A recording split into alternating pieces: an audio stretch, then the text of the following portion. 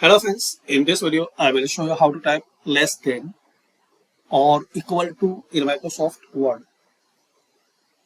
So to type less than or equal to in Microsoft Word, click on Insert, then Equation. So here guys, you will see this less than or equal to. Select it. You can make size as your need, and this is the greater than or equal to. Make changes as you need.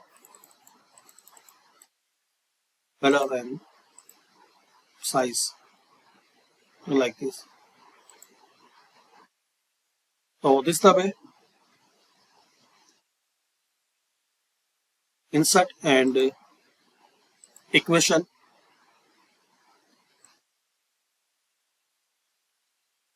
and type this less than or equal to, and shortcut is slash and type LE and space, or LEQ. I will show you. Type slash LE and space.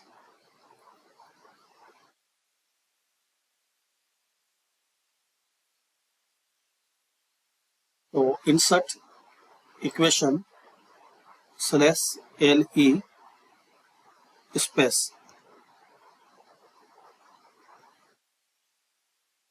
LEQ space. That's it. So thanks for watching.